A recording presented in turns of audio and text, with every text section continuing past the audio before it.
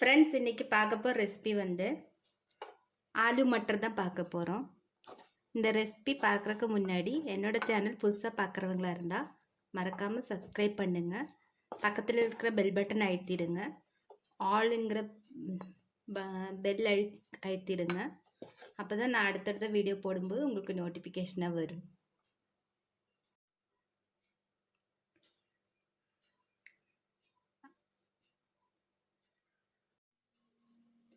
Hi friends welcome to मा kitchen इनकी வந்து ஆலு மட்டர் எப்படி பண்றதுன்னு பார்க்கலாம். சட்டுன்னு பண்ணலாம் இது. இதுக்கு நான் வந்து ரெண்டு உருளைக்கிழங்கு எடுத்து வச்சிருக்கேங்க. சின்னதா பொடிசா இந்த மாதிரி கட் பண்ணிக்கங்க. ஏன்னா ரொம்ப பெருசா இருந்தா நம்ம வந்து பட்டாணி கூட சேர்க்கும்போது அது பெருசு பெருசா தெரியும். அதனால ஓரளவுக்கு ஈவனா ஆகிற மாதிரி கட் பண்ணி வச்சுக்கோங்க. அப்புறம் ஒரு பெரிய வெங்காயம் இந்த மாதிரி ஸ்கொயரா கட் பண்ணி வச்சிருக்கேங்க. ஒரு பே லீஃப், இது கொஞ்சம் பூண்டு, ஒரு 4-5 பூண்டு வந்து துருவி வச்சிருக்கிறேன். ஒரு சின்ன துண்டு இஞ்சி துருவி வச்சிருக்கேங்க. இதில் வந்து கரம் மசாலா பொடி 1.5 டீஸ்பூனு, ஒரு டீஸ்பூன் மிளகாத்தூள். இது 1.5 டீஸ்பூன் நான் சின்ன ஸ்பூனில் தான் எடுத்துங்க.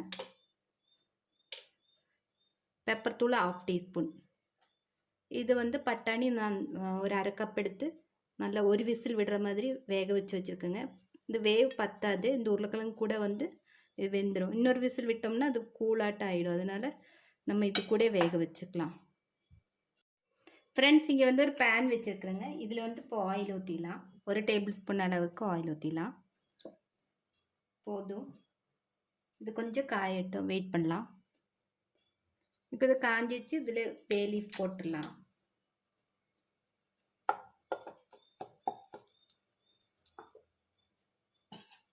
இதில் இந்த பூண்டு, துருவின பூண்டு, இஞ்சி துருவினது. இஞ்சி கொஞ்சம் முத்தி போச்சு, அதனால இந்த மாதிரி இருக்குது. பிஞ்சாக தான் நல்லா துருவி கிடச்சிருக்கும்.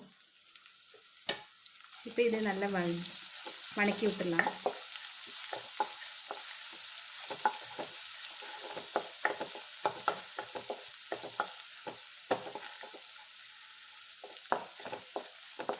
இந்த ரோஸ் ஸ்மெல் போகிற அளவுக்கு வணக்கி விட்டுருங்க.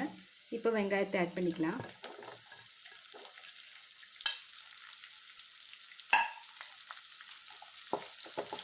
இது நல்லா கொஞ்சம் நேரம் வணக்கட்டுங்க, வெயிட் பண்ணலாம்.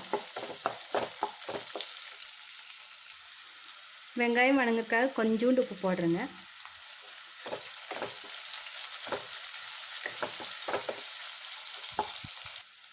ஃப்ரெண்ட்ஸ் இப்போ வெங்காயம் நல்லா டிரான்ஸ்பரண்ட் ஆகிடுச்சு. இப்போ வந்து நான் கட் பண்ணி தண்ணிக்குள்ளே போட்டு வச்சுருந்தேன் உருளைக்கிழங்கு, ஏன்னா கருத்து போயிடும். அதனால இப்போ இதை போட்டு வணக்கி விட்டுலாம்.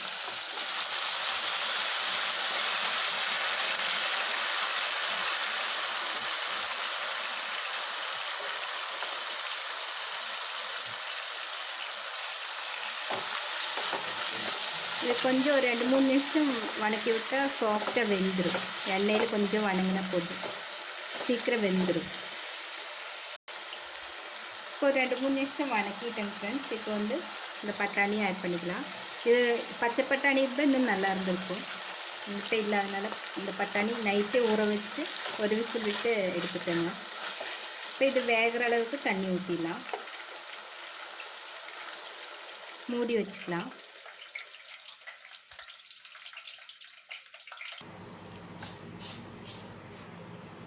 ஃப்ரெண்ட்ஸ் இப்போ வெந்திருக்கும், பார்க்கலாங்க. பாதி அளவுக்கு வெந்திருக்குன்னு நினைக்கிறேங்க. பாருங்க, தண்ணியெல்லாம் சுண்டிச்சு. ஒரு 5 நிமிஷம் தான் ஆயிடுச்சு. பார்க்கலாம் உருளைக்கிழங்கு வெந்திருக்காங்க. பாருங்க, வெந்திருக்கு. இன்னும் கொஞ்சம் நேரம் கூட வேகணும். நம்ம ஸ்லிம்மில் வச்சுட்டு உப்பு போட்டுடலாம். கிளறி விட்டுடலாம். இப்போ இந்த மசாலா எடுத்து வச்சு மசாலா தூளெல்லாம் போட்டுடலாம். கரம் மசாலா தூள், 1 டீஸ்பூன் மிளகாத்தூள், 1/2 டீஸ்பூன் மிளகுத்தூள். காஷ்மீரி மிளகாத்தூள் போட்டிருந்தா இன்னும் கலர்ஃபுல்லாக நல்லா இருக்குங்க பார்க்குறதுக்கு. பச்சை கலர் அந்த பட்டாணியும் போட்டால் ரொம்ப நல்லாயிருக்கும் பார்க்குறதுக்கு. இப்போ இதை ஸ்லிம்மில் வச்சுட்டு ஒரு 5 நிமிஷம் இந்த மசாலா எல்லாம் அதில் பிடிக்கட்டும். அது வரைக்கும் வெயிட் பண்ணிடலாம். இது வேகட்டும். நல்லா கிளறி விட்டுலாம். உங்களுக்கு இன்னும் வேணும் அப்படின்னா கொஞ்சம் கூட தண்ணி ஊற்றிடுங்க, சுடு தண்ணி ஊற்றுங்க.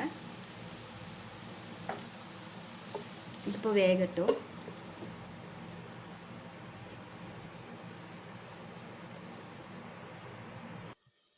ஃப்ரெண்ட்ஸ், இப்போ வெந்திருக்கா பார்க்கலாங்க.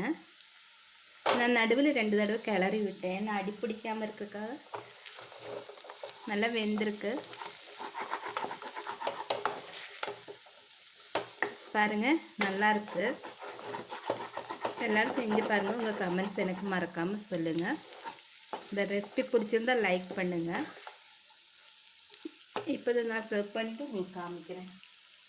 கொஞ்சோண்டு மல்லித்தலை தூவிடலாம்.